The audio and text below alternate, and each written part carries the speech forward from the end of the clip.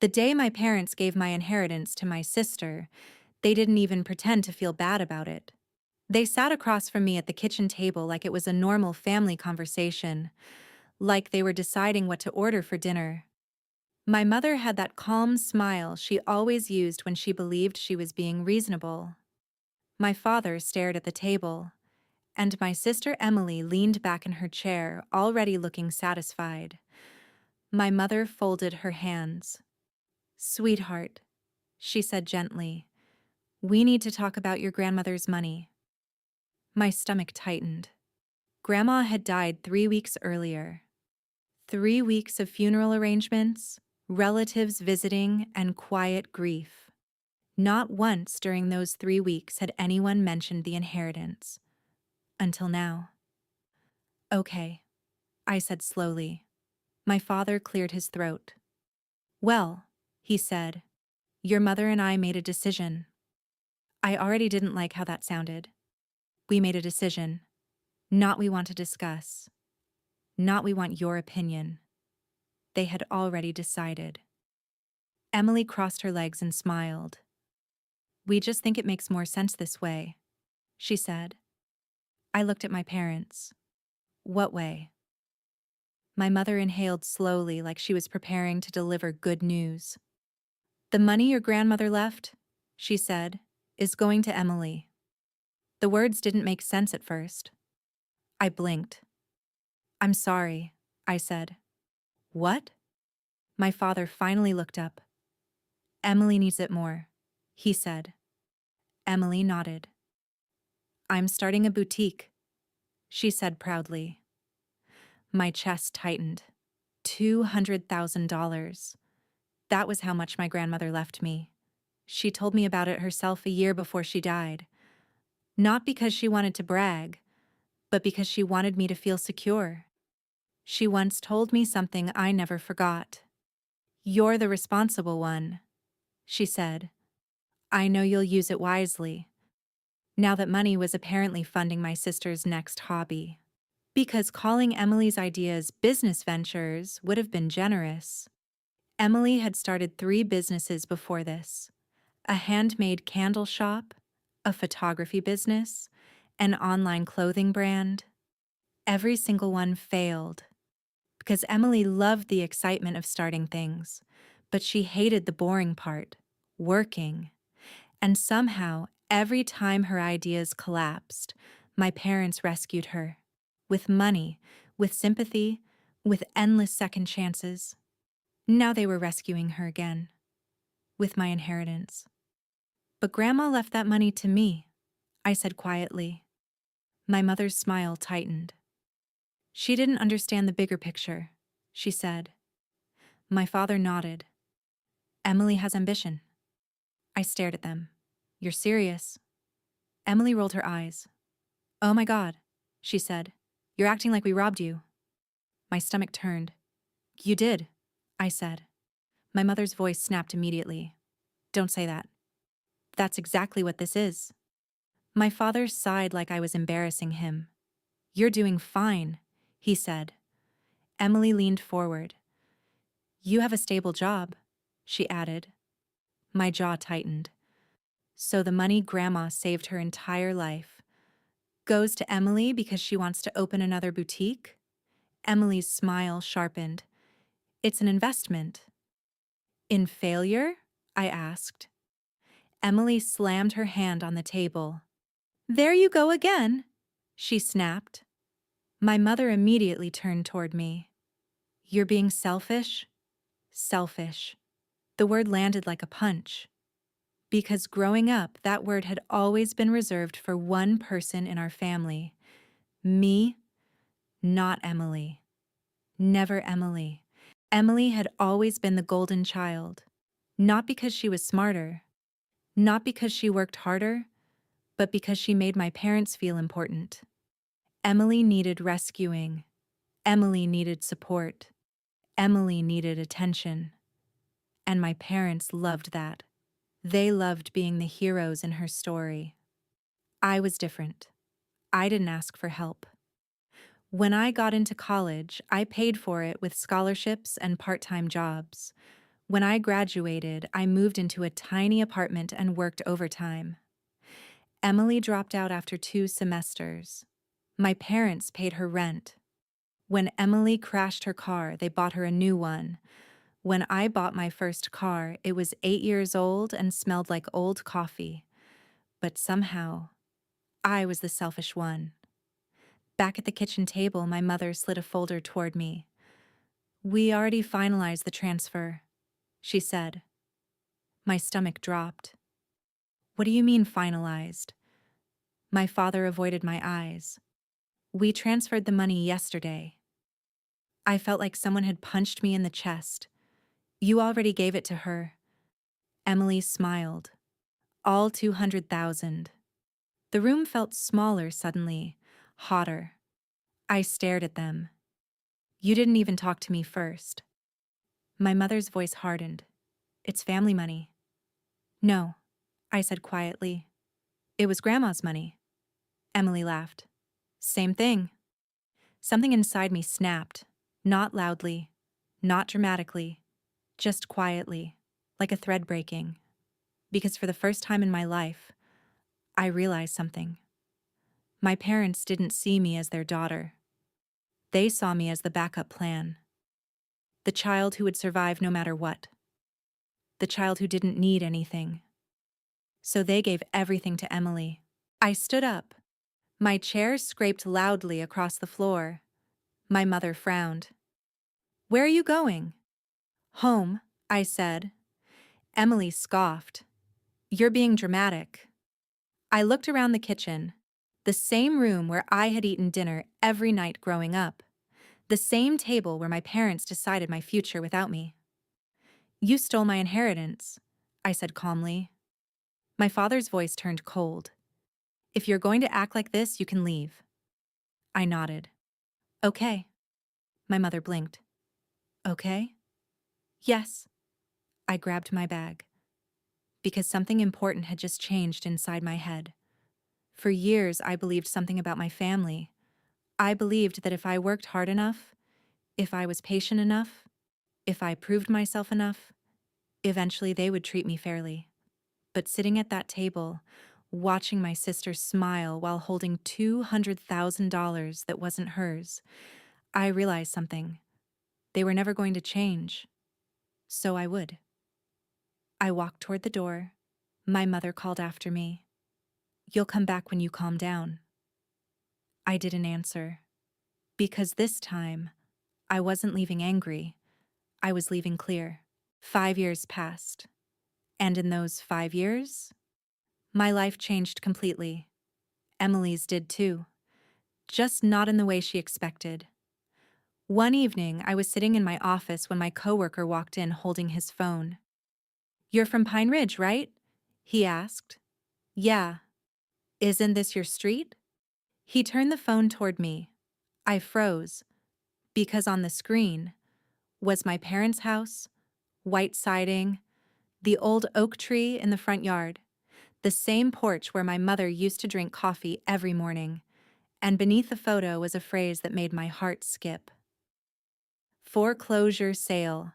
My parents weren't selling their house. The bank was taking it. When I first saw the foreclosure listing, I thought it had to be a mistake. My parents love that house. Not just in the normal way people love their homes. They loved it like a symbol. The big white house on Maple Street. The one my mother always bragged about when relatives visited. The one my father insisted would always stay in the family. Now the bank owned it. I stared at the listing again. 3 bedrooms, 2 bathrooms, large backyard. Estimated value, $320,000. Starting foreclosure price, $170,000. Which meant one thing.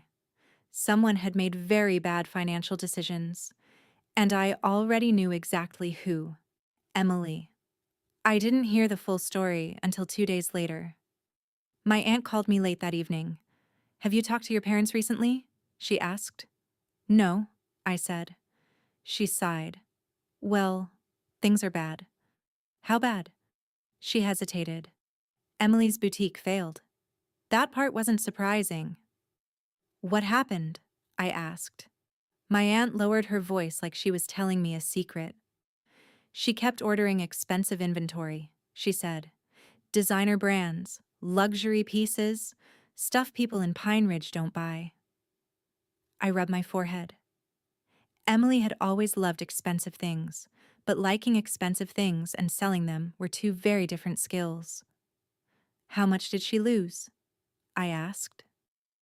My aunt exhaled slowly. Over $400,000. My stomach dropped. 400. What? Your parents kept taking loans to keep the store open, she said. Of course they did. Emily had never been allowed to fail, so my parents just kept feeding the fire. More money, more credit, more loans, until the fire consumed everything, including their house. 2 nights later, my phone rang. The caller ID said Mom. I hadn't seen that name on my phone in almost 3 years. I stared at it for a long moment. Then I answered. Hello? My mother's voice came through immediately. Emma. She sounded different. Not warm, not confident. Just tired. How are you? She asked. The question felt strange. I'm good, I said. There was a long pause. Then she said the real reason she called. You probably heard about Emily. Yes. My mother sighed. She's going through a hard time. I didn't respond. Because in my family, a hard time usually meant Emily made another terrible decision and someone else had to fix it. We lost the boutique, my mother said. I know. Another pause. Then she said something I almost expected. We might lose the house. There it was. The house they loved more than fairness, more than honesty, more than me. I'm sorry to hear that, I said calmly. My mother hesitated. Then she took a deep breath. Emma, maybe you could help. Of course. I leaned back in my chair. How? Well, she said carefully. You've done well for yourself? I almost laughed. 'Cause suddenly, the daughter who didn't need anything was the daughter they needed. You could invest, she continued. Invest. In the same family that took my inheritance. In the same sister who spent it. My mother kept talking. Emily is starting another business idea, she said. I closed my eyes. Another one. What kind? I asked. A lifestyle brand? Of course it was. Emily didn't have businesses. She had ideas that needed funding. Mom, I said quietly. Yes? I think you should let Emily handle her own problems this time. Silence. Then my mother's voice hardened. She's your sister. And the $200,000 she got from Grandma, I said, was my inheritance. My mother exhaled sharply. You're still holding on to that? I almost laughed. Yes, I said, because it happened. My mother's voice turned cold. Family is supposed to help each other. That's interesting, I replied calmly, because I remember asking for help once. My mother didn't respond, because we both knew exactly what I was talking about. The kitchen table, the inheritance, the moment they chose Emily. After a long silence, my mother finally said, Forget I asked. Then she hung up. I sat at my desk for a long time after that call, thinking about the house, thinking about the foreclosure listing, thinking about the way my mother's voice changed when she realized I wasn't going to save them. And then something strange happened. I started smiling, because the more I thought about it, the more the situation made sense. My parents had spent years choosing Emily, years rescuing her, years giving her everything. Now those choices had consequences, and those consequences were about to create an opportunity. For me, I opened the foreclosure listing again. The bank wanted the house sold quickly, which meant the price was low, which meant investors would be interested. But foreclosure properties scare most buyers. Too much paperwork, Too much uncertainty, too much drama. But I wasn't most buyers. I had a good job, savings, and something else: patience. I picked up the phone and called the real estate agent. Hello? Hi, I said. I'm interested in the property on Maple Street. The agent sounded relieved. Oh, good, she said. We've had some interest, but nothing serious yet. I wasn't surprised. Foreclosures rarely attract emotional buyers. They attract strategic ones. Are you familiar with the house? She asked. I looked at the listing photos again. The kitchen, the porch, the same living room where my parents used to host holiday dinners. Yes, I said quietly. I grew up there. The foreclosure auction was held in a small county building. 6 people showed up. 5 investors, and me. None of them knew the house the way I did. None of them knew the story behind it. To them, it was just another property. To me, it was something else entirely. The auctioneer started the bidding. Opening bid, $150,000. One investor raised his hand. Another followed. The price climbed slowly. 160, 170, 175. Then the room went quiet. The investors exchanged looks. They were calculating profit margins, renovation costs, resale value. At that price, the house wasn't a great investment anymore. The auctioneer looked around. Any other offers? I raised my hand. 180. The room turned toward me. The auctioneer nodded. 180,000. Any higher? Silence. The investors hesitated, but no one spoke, because they knew something I also knew. At that price, profit would be small, but I wasn't there for profit. The auctioneer lifted the gavel. Going once. My heart beat slowly. Going twice. The room stayed silent. Then the gavel came down. Sold. And just like that, the house my parents loved more than anything belonged to me. 3 days later, my phone rang again. Mom. I answered. Hello? Her voice sounded exhausted. Emma? She said. Yes? The bank sold the house. I knew. They said someone bought it already. She continued. Another pause. Do you know who it was? I leaned back in my chair. Yes, I said. My mother's breathing slowed. Who? I waited. Just for a second. Then I said the words I had waited 5 years to say. I did. Silence. Then my mother whispered, You're lying. No, I said calmly. You can check the records. I heard movement in the background. My father taking the phone. You think this is funny? He snapped. No, I said. I think it's fair. A week later, I drove back to Maple Street. The house looked exactly the same. But everything about it had changed. Because this time, I wasn't arriving as their daughter. I was arriving as the owner.